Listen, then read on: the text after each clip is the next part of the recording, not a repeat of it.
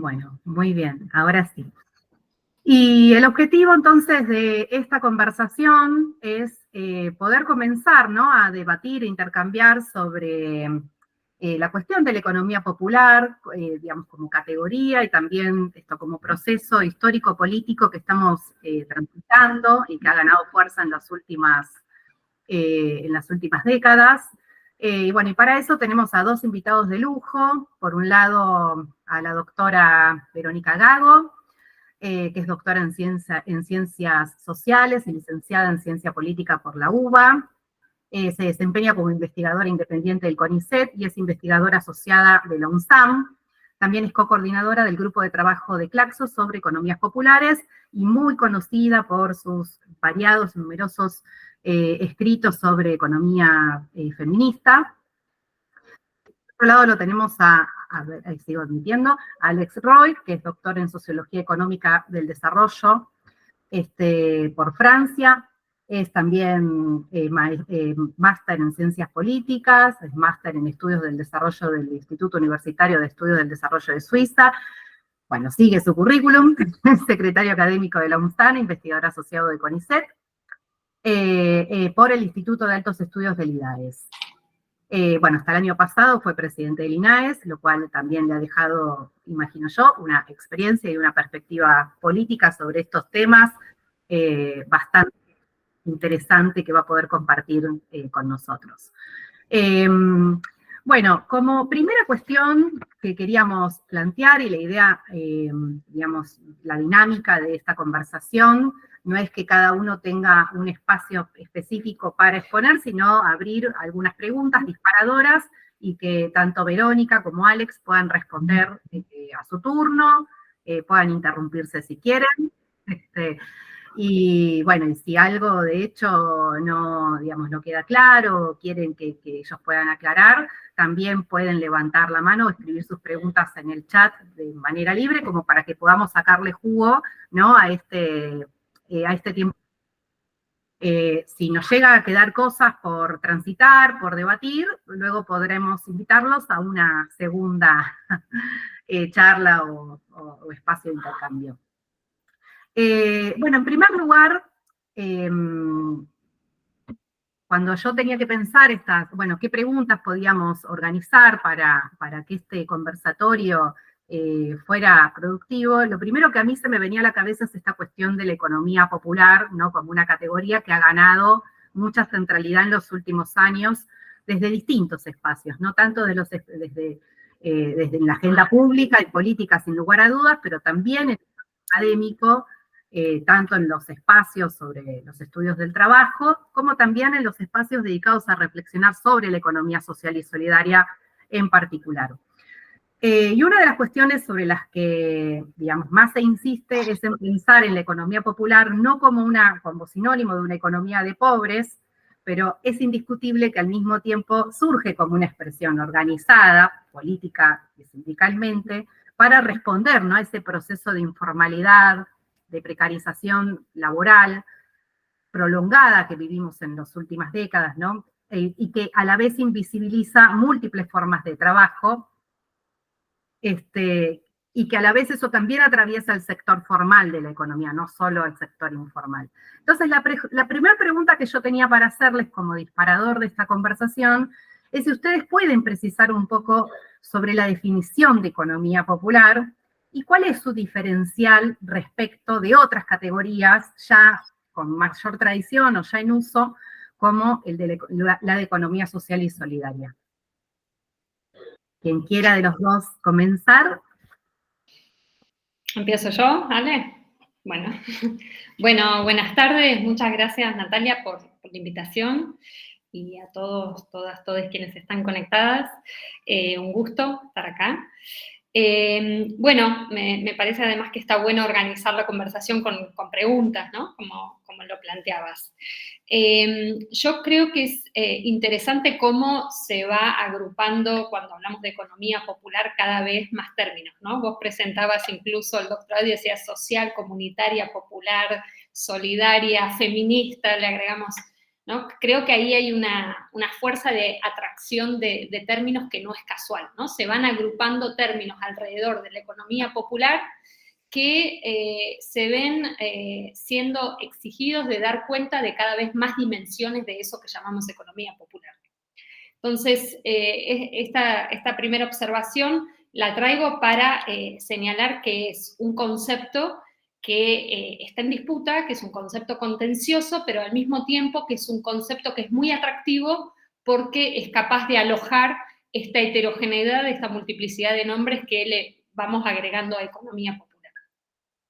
Y esto responde, me parece, a que la categoría tiene la exigencia de dar cuenta de la heterogeneidad del trabajo. O sea, no es casual o no es simplemente agregados, digamos, disciplinarios o de terminología académica, sino que la categoría se ensancha porque quiere dar cuenta cada vez más de esa heterogeneidad, de ese ensanchamiento de lo que llamamos mundo del trabajo. Entonces, ahí yo veo una cosa bien interesante, virtuosa de esta categoría, ¿no? Que se va rehaciendo en relación a esta exigencia de cada vez alojar mayor heterogeneidad para dar cuenta de estas modificaciones en curso, además, del mundo del trabajo. Como vos decías, en general hay un estigma, ¿no? De decir, bueno, es la economía de los pobres, es el nombre ahora que se inventó para hablar más lindo de los pobres.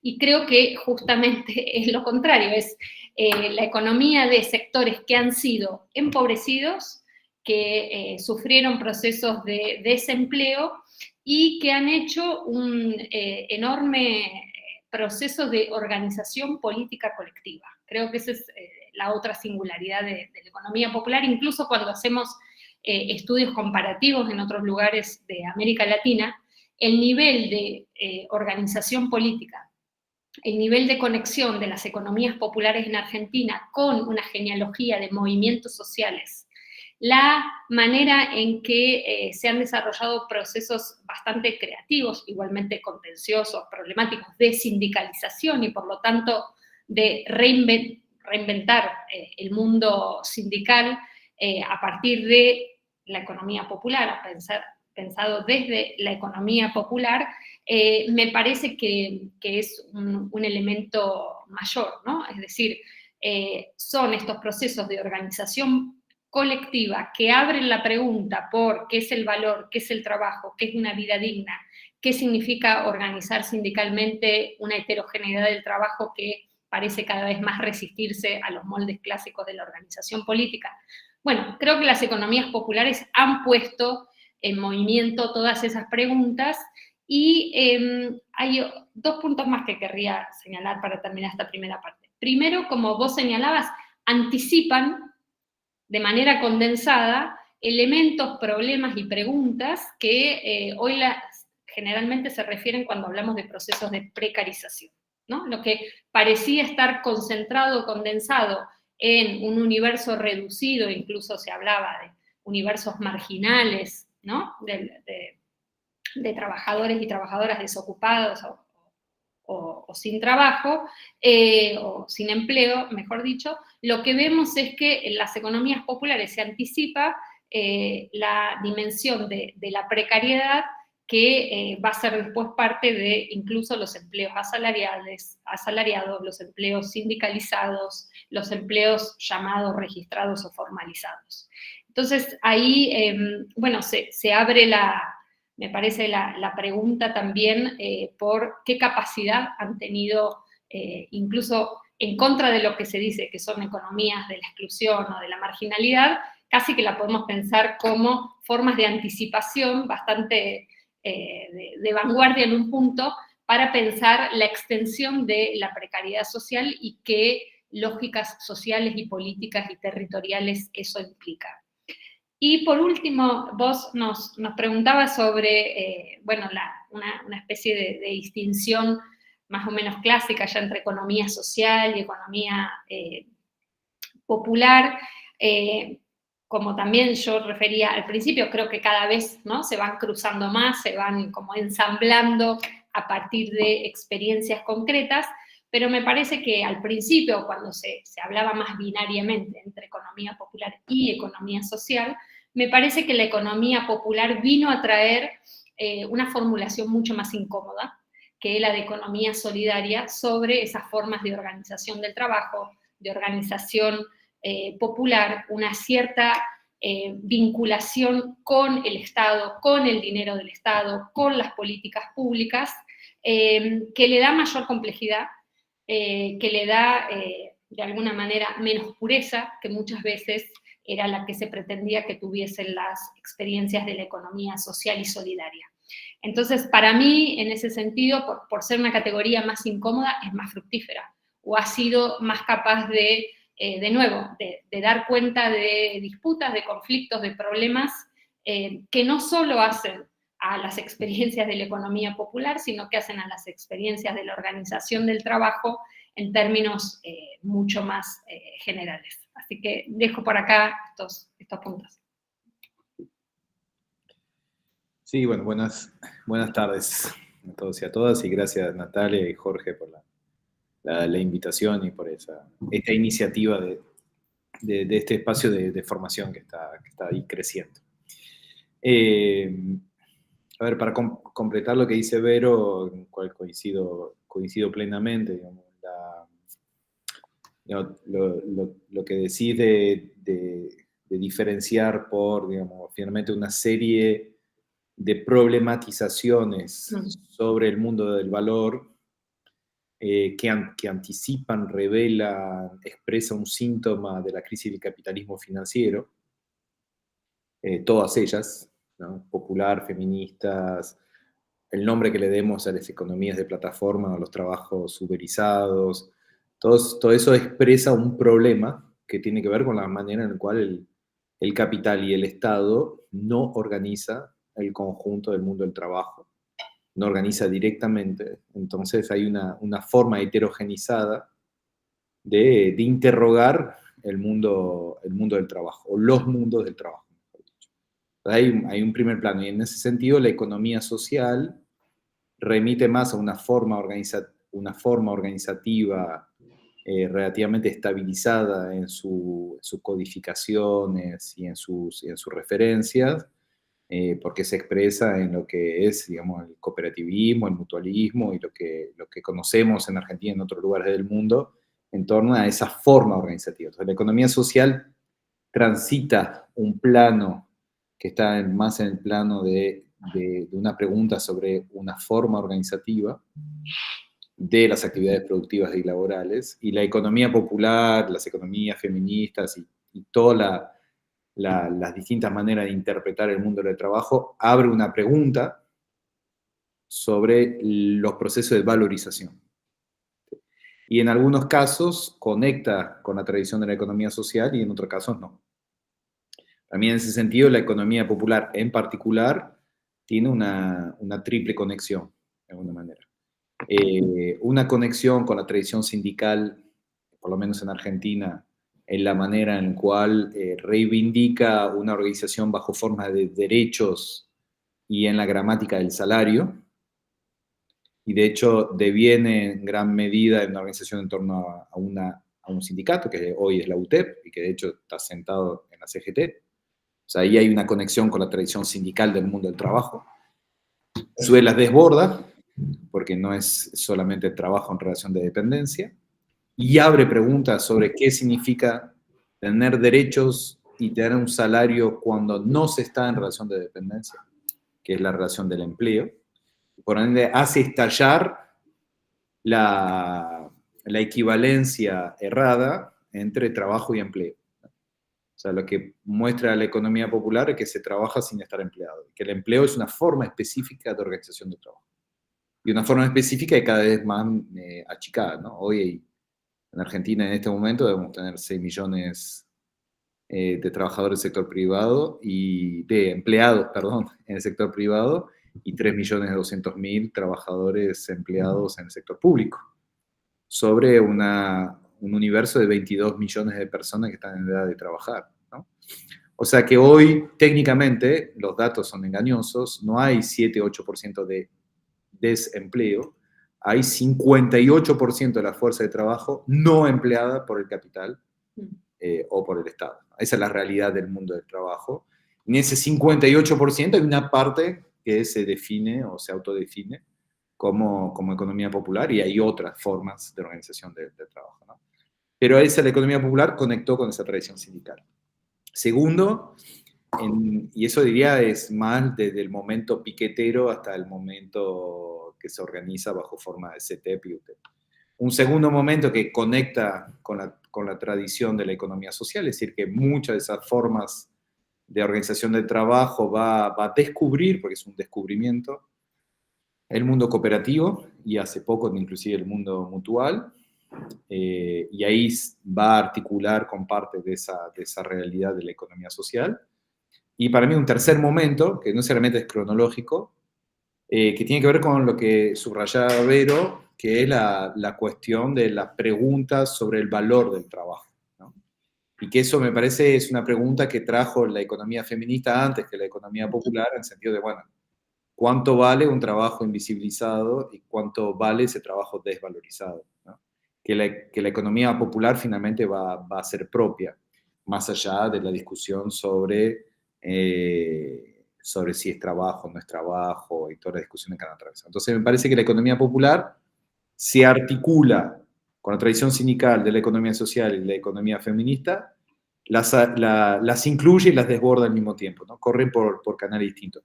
Por eso es difícil todos los pensamientos académicos obsesivos se ven como tensionados por la economía popular, porque les cuesta hacer una tipología típica, ¿no? De, bueno, esto se encuadra acá, esto se encuadra acá, esto se encuadra acá. Uno tiene que ver con el modo organizativo, es una discusión más específica, y otros tienen que ver con una pregunta en general sobre el valor y sobre las nuevas formas de organización del trabajo.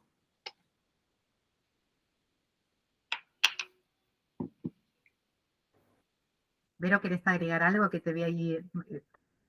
¿Querías decir algo? No, me gustó cómo subrayaba Ale la dimensión de precedente de la economía feminista en relación a poner de relieve, bueno, lo invisible que aparentemente no cuenta en el valor y sin embargo es el sustrato, digamos, del valor, ¿no? Que es lo que viene diciendo desde hace tiempo la economía feminista, diciendo, bueno, el capitalismo necesita permanentemente y de modo sistemático de la apropiación de trabajo no pago. Y la pregunta entonces es, ¿de dónde va a sacar ese trabajo no pago? Porque el capitalismo no puede sobrevivir sin esa apropiación. Y esa apropiación es violenta y además requiere permanentemente mandatos morales para que haya poblaciones que entreguen ese trabajo, tanto por medios violentos como por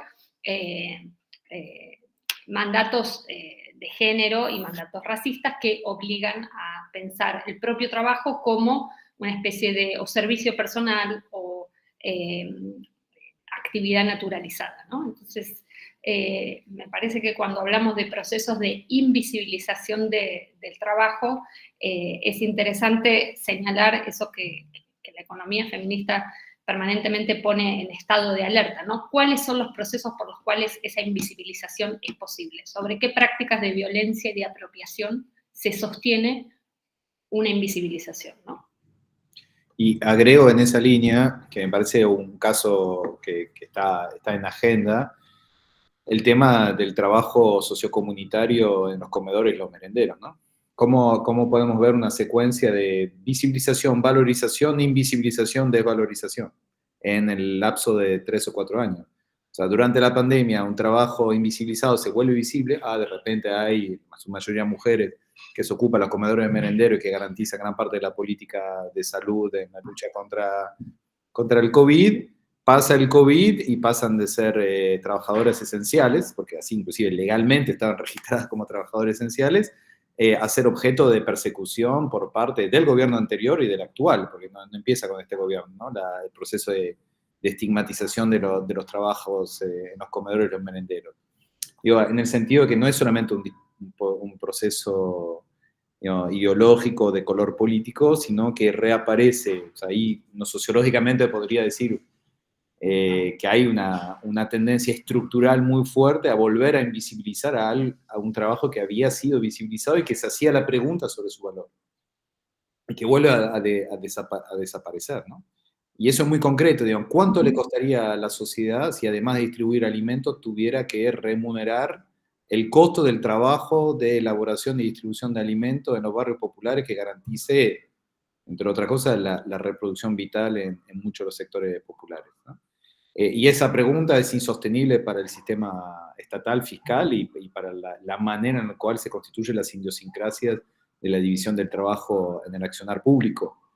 Pero hay varias razones por las cuales se vuelve a invisibilizar. Pero digo, me parece que hemos tenido lo que vos decís, Vero, lo hemos visto en tiempo real, ¿no? Un experimento en tiempo real de visibilización y invisibilización. Lo cual nos informa también sobre cosas que no es que una vez que algo está visibilizado está definitivamente visibilizado. Puede estar sometido a procesos de desvalorización y de invisibilización.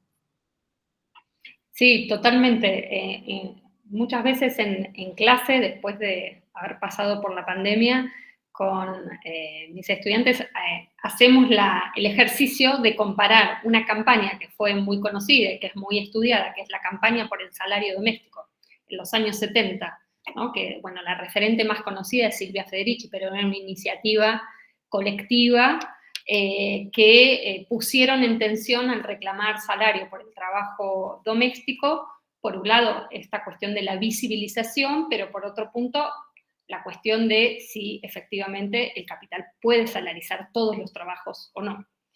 Entonces, ese tipo de campaña, me parece que es interesante hacer el contrapunto con la campaña que efectivamente hacen en Argentina las trabajadoras sociocomunitarias durante la pandemia, que es no queremos solo aplausos, queremos derechos y remuneración salarial, ¿no? Entonces, la campaña me parece que son momentos, hitos políticos, ¿no? En los que hay que pensar qué hace posible ese reclamo de salarización y también el uso estratégico, ¿no? Que tiene pedir el salario en esos momentos, lo que revela esa demanda de salario también en términos de lo imposible para el capital, ¿no? de remunerar y la tensión que eso genera también, por ejemplo, con el Estado.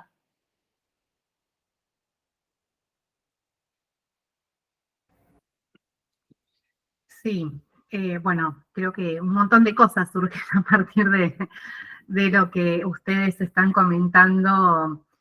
Pienso que sobre esto último que menciona Verónica, la situación de las mujeres, e incluso en ese punto hasta es peor, ¿no? En la actualidad, que lo que podía hacer en el momento en que Federici y las demás compañeras del feminismo empezaron a montar, ¿no?, la campaña por la remuneración del salario para el trabajo doméstico, en la medida que todavía se estaba, ¿no?, bajo otro régimen de acumulación en donde, bueno, la mayor salario en el estado de bienestar de algún modo contemplaba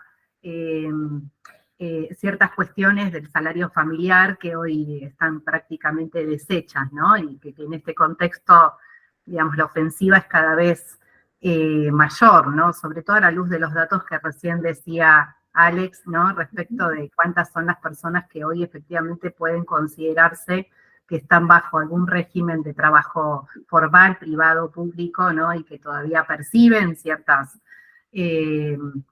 derechos o protecciones laborales que están siendo atacadas por todos los flancos, no solo en Argentina, pero en Argentina quizás de una manera más agravada que en otros lugares.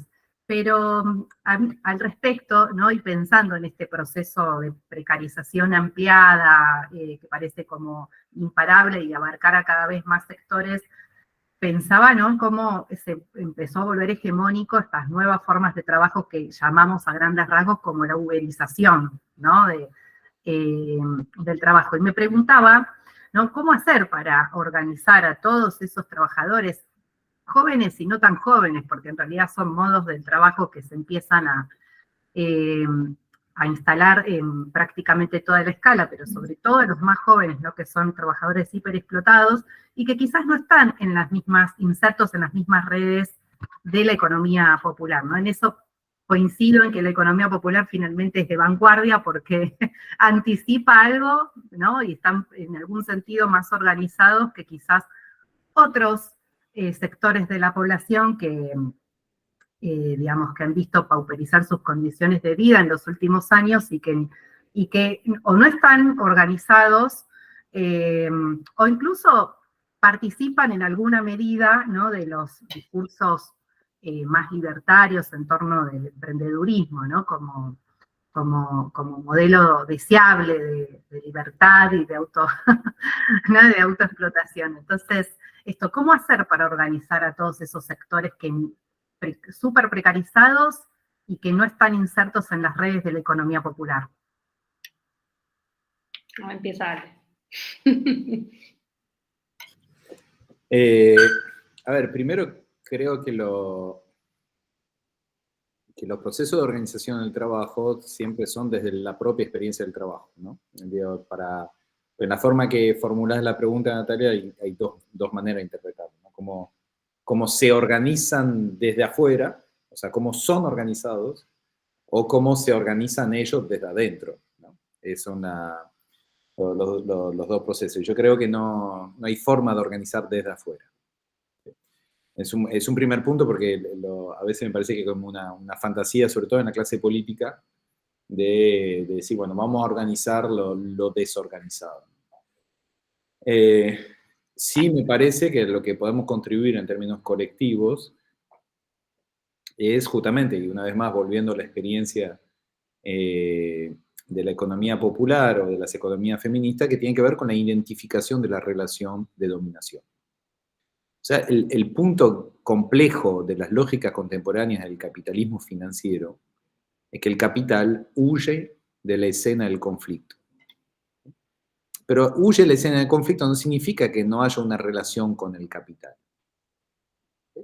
Entonces, ¿cuántos años costó identificar la relación de explotación en el trabajo doméstico? Sí, costó muchos años identificar que a pesar de que estás en el ámbito doméstico, hay algo del capital que se beneficia del trabajo reproductivo. O sea, porque eso son un montón de mediaciones, ¿no? Que hubo que reconstruir. Lo mismo pasa con la economía popular.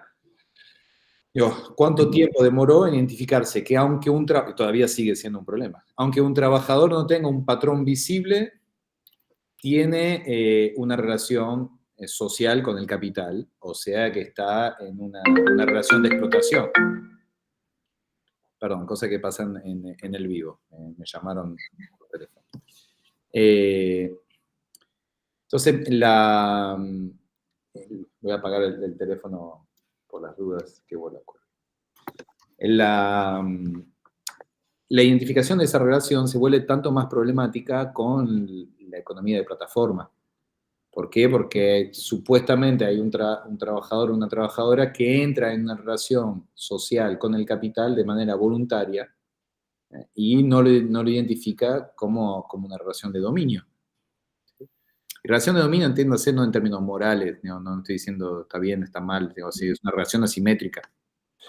Y ahí yo creo que en la discusión, en la sociedad, hay un paso antes, que tiene que ver un poco con la discusión previa, que es el concepto de exclusión y el concepto de pobreza. Primer punto, hay un gran sociólogo que se llama Robert Castel, que en paz descanse, pero que insistía siempre en el hecho de que no existe la exclusión en el mundo del trabajo. Y lo pensaba en términos de la relación precarizada. O sea que siempre hay una relación con el capital, dentro del capitalismo. Con lo cual, que no se vea, que esté mediatizado, que esté invisibilizado es otra cuestión, pero siempre hay una relación con el capital. Ahora, desgraciadamente nosotros estamos muy atravesados por la cuestión de la discusión entre inclusión o exclusión. Mira, por definición no hay ningún trabajo excluido. Ningún trabajador o ninguna trabajadora excluida. Está inserto en un tipo de relación social con el capital que no ve o que no se identifica.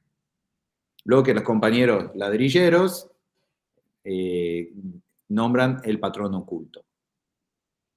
¿Sí? O sea, todos tenemos un patrón oculto. Entonces, y tomo un ejemplo que hemos laburado mucho con Vero, Cuando estás en una relación de endeudamiento con tasa de interés muy alta y que estás pagando tasa de interés a tu acreedor, estás trabajando para tu acreedor, digamos, porque la plata, el excedente que capta el acreedor bajo forma de tasa de interés, ¿de dónde viene? De tu trabajo. ¿Sí? O sea, todo acreedor y rentista es un patrón oculto de todo trabajador. ¿Se entiende? Bueno, con las plataformas pasa lo mismo. Hay alguien que se beneficia con tu trabajo. Esa es la pregunta del trabajo, ¿no? ¿Quién se beneficia con tu trabajo? Y ahí es donde se ve una relación asimétrica, porque si ese beneficio no es identificado en la relación, entonces no hay forma de tener una relación menos asimétrica. Nunca es del todo simétrica, cuando hay alguien que se queda con el fruto de tu trabajo. Ahora, en caso de la plataforma, ¿cuál es el trabajo previo antes de la pregunta, para volver a tu cuestión sobre la organización, ¿no? Es identificar cuál es la lógica de explotación propia al trabajo de plataforma. Y eso implica meterse directamente en el funcionamiento del algoritmo. Cosa que estamos muy lejos de poder entender. Pero hay que hacer una sociología del algoritmo para entender cómo funciona el algoritmo como mediación entre trabajo y capital para captar plusvalía. Si no identificamos eso, o sea, si no volvemos, y eso implica luchar contra la idea de exclusión. No son trabajadores excluidos, son trabajadores que están en una relación. Y otro demonio que hay que sacar del medio es pensar el mundo del trabajo desde la pobreza. Porque la pobreza no es un sujeto político. El pobre no es un sujeto político. Es una condición específica de un sujeto particular que se llama trabajador y trabajadora. Que tiene un problema de valorización. Entonces ahí nosotros en el debate académico y en el debate político tenemos dos trampas para entender el problema de la uberización, es pensar desde la exclusión o pensar desde la pobreza. ¿Y cuál sería el camino? Entonces, para generar condiciones para que haya un proceso de organización por parte de los propios trabajadores, contribuir en la identificación de una relación asimétrica con el capital, en el caso del capitalismo de plataforma. Y ahí sí yo creo que hay un sendero para trabajar, que es complejo, porque justamente lo propio de la estrategia del capital es tener mediaciones aparentemente cada vez más abstractas para entender cómo se capta la plusvalía de los trabajadores y las trabajadoras.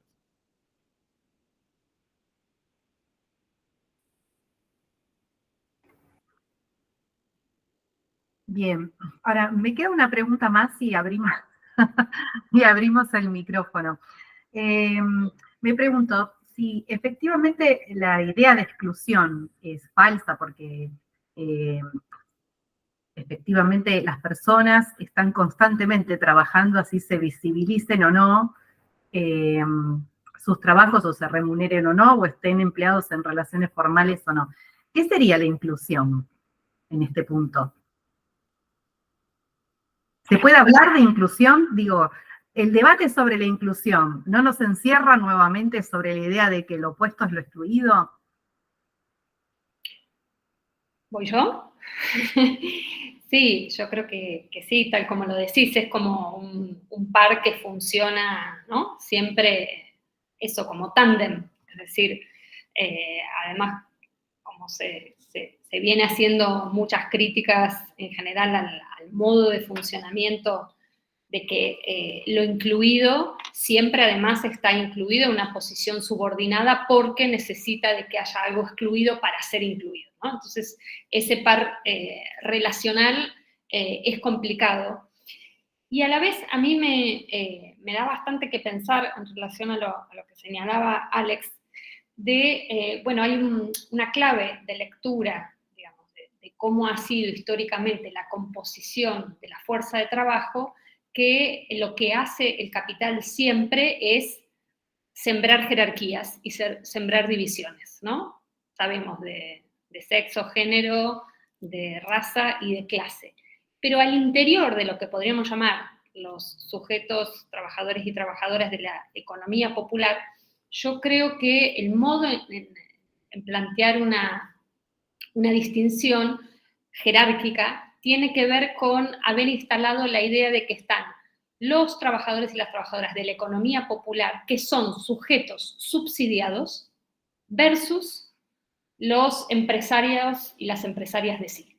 ¿no? Como si fuesen las dos formulaciones de una subjetividad política de un mismo sector, que podemos decir empobrecido, no asalariado o asalariado de modo intermitente, pero que básicamente plantea una distinción jerárquica entre quien es subsidiado y por lo tanto posible de ser victimizado, excluido, versus quienes son emprendedores o emprendedoras de sí mismos, por lo tanto que se valen por sí mismos, que producen un rechazo a la categoría y a la figura de la víctima, y me parece que es una estrategia, digamos, del capital, introducir esa división de clase al interior de los sectores, sobre todo de los sectores populares, ¿no? Primero porque, diría, el tipo de vínculo que viene planteando de manera problemática la economía popular respecto de, por ejemplo, los subsidios del Estado, los programas del Estado, la recepción de recursos del Estado, originariamente no es bajo la figura de la víctima, sino más bien es todo lo contrario. En ese origen del que hablaba Alex, vinculado al movimiento de desocupados de la economía popular, una de las innovaciones políticas fue negar la idea de contraprestación obligatoria, ¿no? De que había una autonomía y una dignidad de esas organizaciones en reorganizar cómo se iba a trabajar, a distribuir las tareas comunitarias, qué tipo de trabajo iba a ser reconocido como trabajo. Entonces, ahí hay un punto de tensión con el vínculo con el Estado, que cuando se dice, bueno, son simplemente sujetos subsidiados, lo que se hace es aplanar completamente ese elemento de politización que está en el origen y que sigue, digamos, persistiendo de distintas maneras. Podríamos pensarlo en la clave actual como, bueno, son todas las formas de acción política que rechazan ser encapsulados bajo la idea de capital humano, ¿no? El ministerio actual, podríamos decir, es una forma de disciplinamiento y criminalización que lo que intenta hacer es justamente encapsular bajo la figura de la población subsidiada y por lo tanto criminalizarla y estigmatizarla. Y se viene proponiendo, digamos, de los gobiernos de derecha y de ultraderecha, otras fórmulas de subjetivación política. En el macrismo era la de la meritocracia. Yo creo que ahora hay una fórmula que es como la etapa superior de la meritocracia durante el gobierno de Milei, que es la idea de sacrificio, que es la de introyectar el mandato de austeridad, ¿no? La idea de, bueno, no tenemos plata, tenemos que autoproducir el ajuste en lo que consumimos, en lo que deseamos, en lo que nos imaginamos, etc. Para mí es el estadio superior de la meritocracia, es esta lógica del sacrificio, pero que, insisto, son formas de competir con otras maneras de subjetividad popular que tienen la capacidad de pensar el trabajo de otra manera, de vincularse con los recursos del Estado de otra manera, digo, sin romantizar, sin hacer de eso tampoco un estereotipo de cómo deberían ser las cosas, pero sí me parece que el clivaje, la jerarquía que se ha intentado organizar y que ha sido muy productivo en términos electorales de los sujetos subsidiados versus los emprendedores de sí mismos, también es una especie de secuestro de la potencia política que ha tenido la economía popular para pensar, bueno, insisto, el vínculo con el Estado, pero también la capacidad productiva por fuera del marco asalariado. Entonces ahí me parece que hay una disputa en términos de subjetividad política bueno, la podemos poner en secuencia con otras formas de jerarquía históricas del capital, ¿no? Antes decimos, bueno, el capital en un momento dijo, el trabajo al interior del hogar no produce valor, no debe ser reconocido, entonces hizo una distinción jerárquica en términos de sexo-género. Lo mismo hizo con la población racializada. Bueno, me parece que es una treta del capital también hacer esta distinción como jerarquía dentro de las clases populares.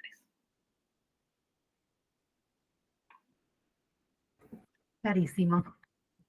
Bueno, tenemos unos minutos más, sobre todo hasta que Alex tenga que retirarse. Con Vero podemos seguir charlando unos minutos más.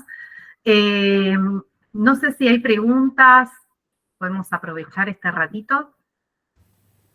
Quería hacer una reflexión. Bueno, ante todo, agradecido por haber aceptado la invitación. Me parece un tema no solamente muy interesante, sino muy importante. Nosotros estamos tratando de unir el tema de la economía comunitaria con la economía social y solidaria y con la economía popular. Me parece que el punto de unión es que estamos en presencia de una economía de las personas y no de una economía del capital, ¿no? Como el eje de atención. Ahora, con el tema de la economía comunitaria, con lo que hablaba Alex referido al tema de las que atienden los comedores, evidentemente hay por un lado un trabajo voluntario que no es reconocido ni es remunerado, como hay otros trabajos también voluntarios en las asociaciones civiles, en los clubes, digamos. Si los clubes tuvieran que subsistir sin el trabajo voluntario de los asociados, difícilmente pudieran tener una cuota social como la que tienen. No estamos hablando de los grandes clubes profesionalizados, sino de los clubes verdaderamente comunitarios. Y también de las cooperadoras escolares, es un trabajo voluntario que nada de ese trabajo voluntario aparece en el PBI porque no hay una transacción comercial, no suma. Y es una cosa muy importante, ¿no? Hay cerca de 30.000 cooperadoras escolares en Argentina que están en muchos casos sosteniendo la educación pública. Que si no lo hacen, digamos, el padre piensa mal en el sentido de que tiene que colaborar porque es la única alternativa. No es porque esté satisfecho con ello, ni renunciar a una reivindicación política, sino de alguna manera salir de una situación complicada en las pequeñas cosas de funcionamiento de la escuela que hacen a las grandes cosas. Alex decía también, la economía popular descubre la economía social. Yo diría que también la economía social debe ir en búsqueda de la economía popular, porque está en un estadio de organización superior y no solo debe transmitirle el tema de la organización, de la incorporación organizada a un mercado, porque estamos dentro de una estructura dominante capitalista, sino también introducir el tema de la solidaridad en las relaciones económicas. Porque si no, dentro del tema de la economía popular, que estamos tratando de que surjan las personas y que salgan de esa línea de la pobreza, van a salir a lo mejor con un esfuerzo que van a decir que ha sido un esfuerzo personal y van a ser un capitalista en potencia, culturalmente hablando, porque es lo único que sabe. El capitalismo lo sacó de circulación económica, pero él sigue teniendo una cuestión cultural que es importante que cambie esa subjetividad.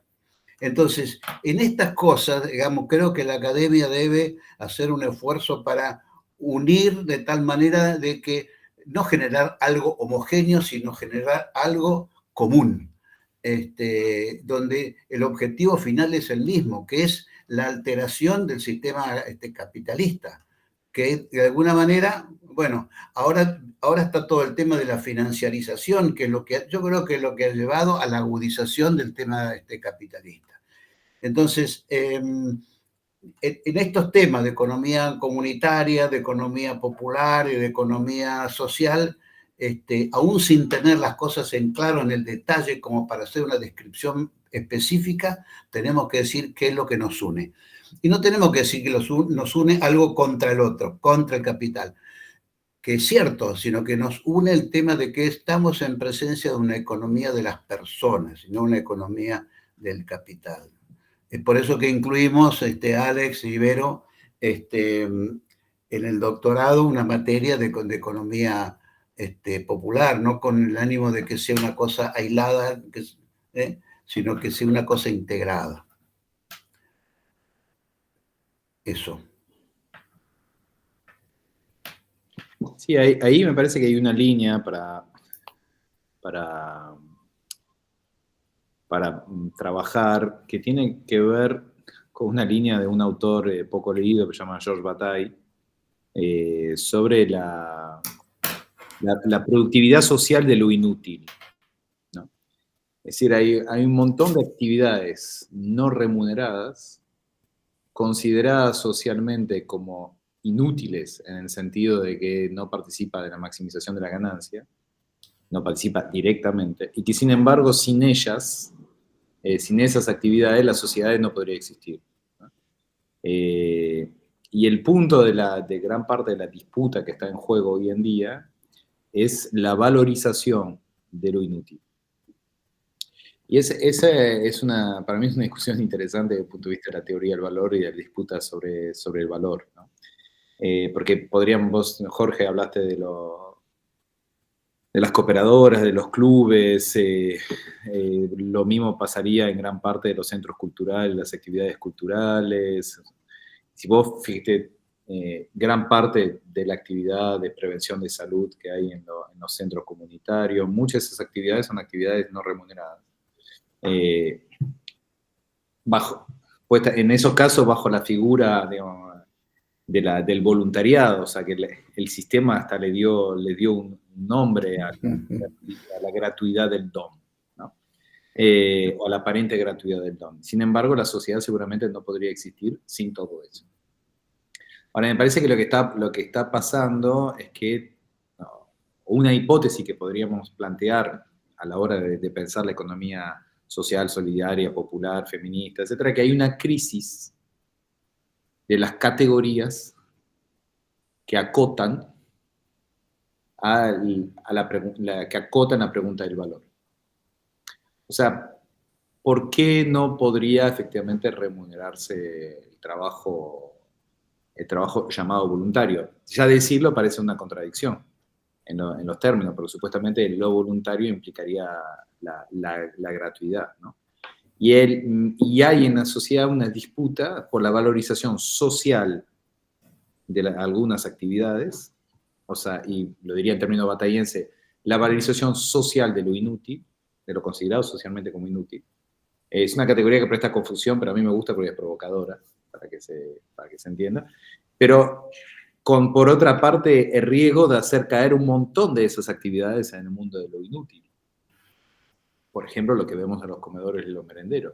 No solamente entre lo inútil y lo parasitario, hay una frontera muy chica sobre la cual este gobierno está jugando permanentemente, ¿no? Entre la descalificación y la inutilidad.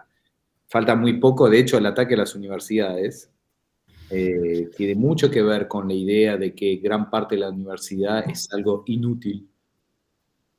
O sea, todos nosotros los que estamos acá, desde el punto de vista del capital, somos sumamente inútiles.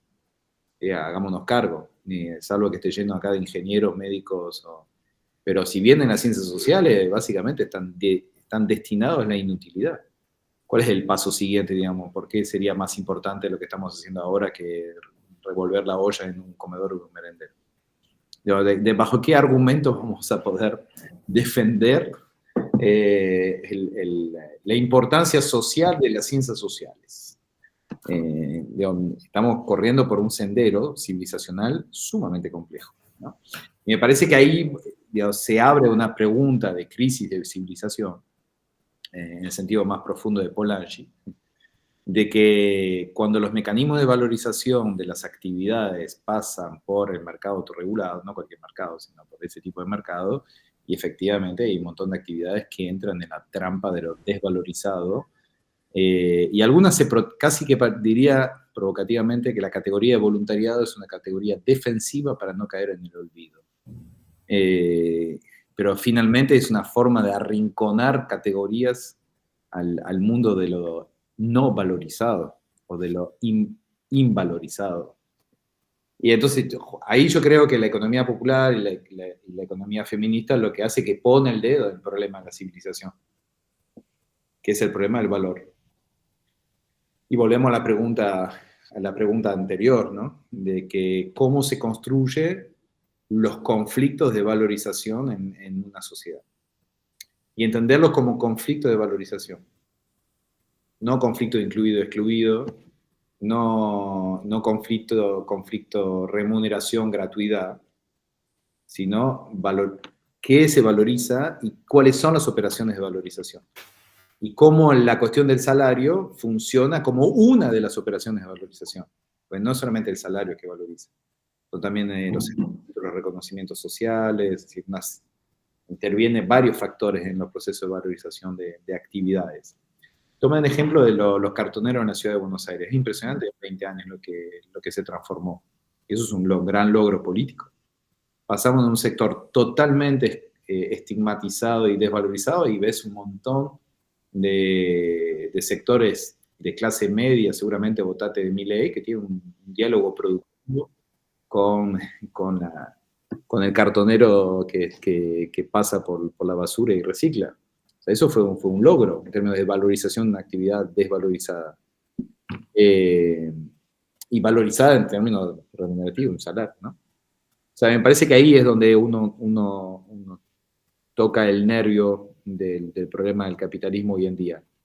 Y termino con eso. Digo, lo propio del capitalismo industrial es que resolvía de alguna manera, a través del pleno empleo, casi todos los procesos de valorización, salvo el trabajo doméstico, ¿no? que dejaba totalmente afuera. Pero la mayoría de la disputa en el espacio público de la valorización del trabajo está resuelta porque tienes pleno empleo. Entonces, todas las personas que están en edad de trabajar, y bueno, el problema de mi valor lo resuelve mi lucha con el capital organizada en las instituciones del salario. Pero ahora eso ya no funciona más. Entonces se disemina el problema del valor como un problema que expresa la crisis de una civilización para ordenar lo social. Pero recordemos que el proceso de valorización es un proceso de ordenamiento social, ¿no? Establece jerarquías, posiciones, estatus, roles. Sí, acá se está luchando más que con el concepto del valor, con la posibilidad del ingreso. Cuando el capital se dé cuenta que le conviene generar el salario básico universal como para generar demanda, porque si no la producción se cae, digamos, está muy cerca de correr el riesgo del colapso. Y si no lo ven, lo van a sufrir, ¿no? Pero bueno, se tiene que poner todos de acuerdo, ¿no? Porque si uno contribuye al salario básico universal y otra cámara empresaria no, digamos, hay una transferencia de ingresos en el favor del que dice no. Pero en el equilibrio del capitalismo que se va a desequilibrar nuevamente, ¿no? Está muy cerca de postergar el gran desequilibrio en la medida que se genere el salario básico universal. Una opinión.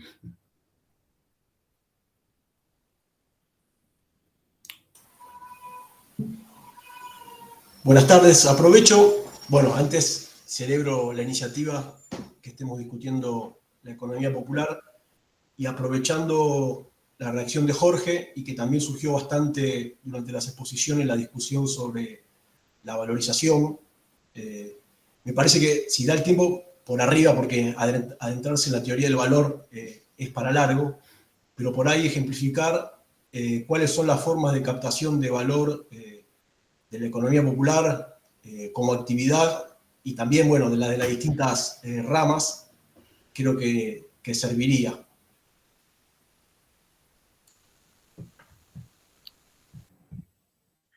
Estamos justo en la hora en la que Alex tiene que retirarse para el programa de... Es una pregunta, entiendo que lleva un ratito responderla. No sé si... Pero vean el programa a las 19 con Vero.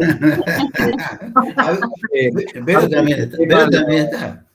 Lo vamos, Factoría 1251, el programa se llama Algo no encaja acá, porque algo vamos a retomar de esa discusión. Porque efectivamente el gran problema para las ciencias sociales es que todo lo que estamos diciendo con Vero es, bueno, necesitamos una nueva teoría del valor. Sí. Necesitamos una nueva teoría del valor y creo que la hay en la sociología, ¿no? Y la antropología ha trabajado preguntas sobre lo que significa el valor. Lo que diría la primera pista es que hay que salir de la idea de que Lo único que tiene que ver con el valor es la teoría del valor trabajo en el capital. ¿Mm? Ahora, para que los marxistas aquí presentes se queden tranquilos, hay una teoría del valor diferente de los Grundrisse, que tiene que ver con los procesos institucionales que operan sobre el valor de las cosas, que se llama moneda, por ejemplo.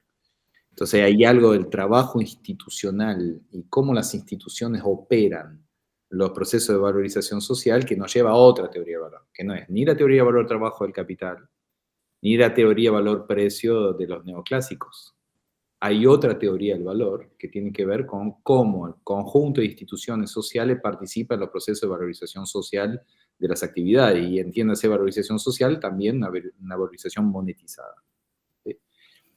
Eso está en la tradición de Marcel Mauss, está en la tradición de la lectura que hace Polanyi, lo encontrarán en la reflexión de Graeber, en el anarcoantropólogo norteamericano, lo encontrarán en gran parte de las discusiones que plantea la economía feminista en general, pues son razonamientos muy parecidos. Bueno, hay instituciones que participan del valor del trabajo, que no es oferta y demanda, ni solamente el trabajo socialmente utilizado para la producción. Entonces hay que construir otra teoría del valor. Pero eso se lo contestamos a las 19 horas. Con mucho... Bueno, entonces, no es que nosotros no somos ingenieros, pero tratamos de ser ingeniosos. Entonces, de ingeniar los labs como para convencer, ¿no? Mientras el capital vence, nosotros tenemos que convencer, lo cual es más difícil, ¿no? Uno a uno. Bueno, ¿en qué radio vas a estar, Alex? Vero, ¿también vos vas a estar en el mismo programa? Sí, tenemos el mismo compromiso. Bueno, continuemos ahí.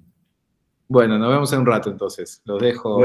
Bueno. Manden saludos, por favor. Bueno. ¿Cómo no? Un abrazo. Chao. Si hay sorteos, ya saben. Claro, sí. Chao, Bueno, nos vemos. muchas gracias, abrazo grande. Gracias a ustedes. Chao, chao. Bueno, gracias a todos.